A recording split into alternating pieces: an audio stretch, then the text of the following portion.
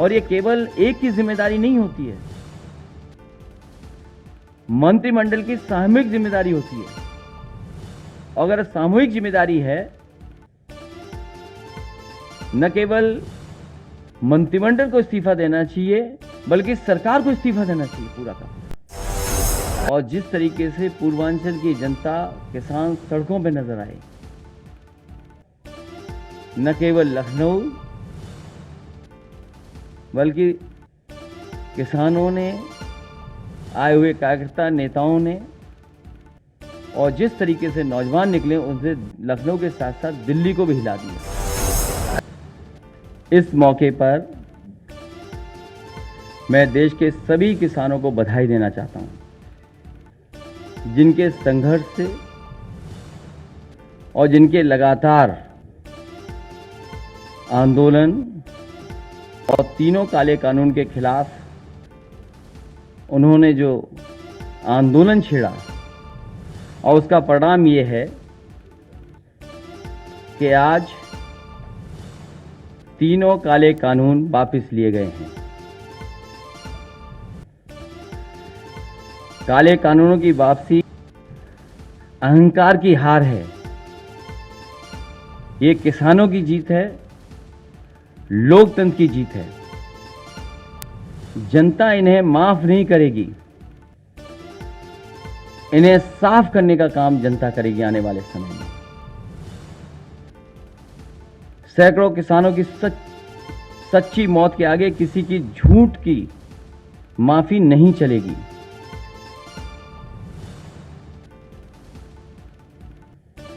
जो लोगों ने माफी मांगी है वो लोग हमेशा के लिए राजनीति छोड़ने का भी वचन दें। ये सोच रहे हैं कि दिखावटी माफी मांग करके ये फिर से या दोबारा आएंगे, ये जनता इनको समझती है। जिस तरीके से भूमि अधिग्रहण कानून लाए गए थे और काले कानून जो 3 थे ये भी वापस हुए हैं। किसान हित में तो हुए ही हुए हैं, लेकिन कहीं न कहीं सरकार चुनाव से डर गई है और वोट के लिए कानून वापस हुए हैं। उनकी नजर में किसान नहीं है। और किसानों को कितना अपमानित किया, किसानों को कितना अपमानित होना पड़ा, क्या क्या नहीं सुनना पड़ा। जिन शब्दों का इस्तेमाल किया गया, कोई कल्पना नहीं कर सकता कि अन्नदाता के लिए ये शब्द भी इस्तेमाल किए जा सकते हैं। वो भारतीय जनता पार्टी ने इस्तेमाल किए और उनके सहयोगी, उनके साथियों ने हर मौके पर अपमानित किया है। और ये केवल एक की जिम्मेदारी नहीं होती है, मंत्रिमंडल की सामूहिक जिम्मेदारी होती है। अगर सामूहिक जिम्मेदारी है, न केवल मंत्रिमंडल को इस्तीफा देना चाहिए बल्कि सरकार को इस्तीफा देना चाहिए पूरा का। और फिर लखीमपुर के हत्यारे कैसे बच जाएंगे? ये सरकार की जिम्मेदारी बनती है। जहां इतनी माफी मांगी गई, कानून को वापस ले लिया गया है, वहीं ये भी तो जिम्मेदारी सरकार की बनती है कि जिस मंत्री पर आरोप है वो मंत्री अभी भी मंत्रिमंडल में है।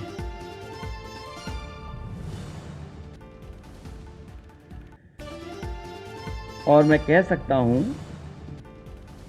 कि सपा को जो समर्थन मिला और जिस तरीके से पूर्वांचल की जनता, किसान सड़कों पर नजर आए, न केवल लखनऊ बल्कि किसानों ने, आए हुए कार्यकर्ता नेताओं ने, और जिस तरीके से नौजवान निकले उनसे लखनऊ के साथ साथ दिल्ली को भी हिला दिया। याद होगा, एक कानून ऐसा लाया गया था चुनाव से पहले, एक फैसला सरकार का ऐसा भी लिया गया था। क्या उससे अर्थव्यवस्था आज उभर गई? जो उस समय फैसला सरकार का था, क्या उससे आज अर्थव्यवस्था सुधर गई है? वो भी फैसला गलत था। वो तो किसी को पूछते ही नहीं है। अगर किसी को कोई याद कर रहा है अगर, तो वो समाजवादी पार्टी आज भी खजांची को याद करती है। इसलिए मैं किसानों को बधाई देता हूं, इस आंदोलन को बधाई देता हूं, और जिस तरीके से जनता का समर्थन जुटा, जिस तरीके से पूर्वांचल के किसान नौजवान सड़कों पे आ गए, सरकार घबरा करके इन कानून को वापस ले रही है। और ये जरूरी नहीं है सरकार के लोग ऐसे हैं, हो सकता है चुनाव के बाद फिर ऐसा कोई कानून ले आए। इसका भरोसा कौन दिलाएगा कि भविष्य में ऐसे कानून नहीं आएंगे जिससे किसानों को संकट में डाला जाए। और अगर इनकी नीयत साफ होती तो आज किसानों को लाइन में लगना नहीं पड़ता खाद के लिए। किसी किसान को खाद नहीं मिल रही, डीएपी नहीं मिल रही। पूरे उत्तर प्रदेश में किसी भी किसान को धान की कीमत नहीं मिल रही। आज मैंने सुना कि प्रधानमंत्री जी कह रहे थे न जाने कितना मंडी के लिए इंफ्रास्ट्रक्चर के लिए पैसा दिया। पूरे बुंदेलखंड में मंडी बनी खड़ी है। मैं जानना चाहता हूं किस मंडी में किसानों की खरीद हुई है फसल की। मंडियों को बंद करने का काम किया गया और उत्तर प्रदेश की सरकार ने पिछले 4.5 साल से अगर मंडियों को बजट दिया हो तो बताए सरकार।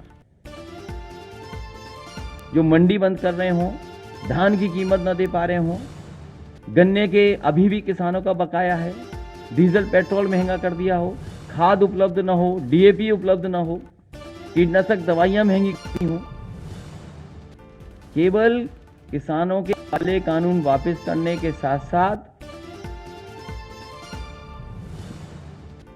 इन्हें अपने जो मंत्री जिन्होंने हत्या की उनका कब इस्तीफा होगा, उन्हें कब मंत्रिमंडल से हटाया जाएगा। इसलिए मैं इस मौके पर किसानों को बधाई देता हूं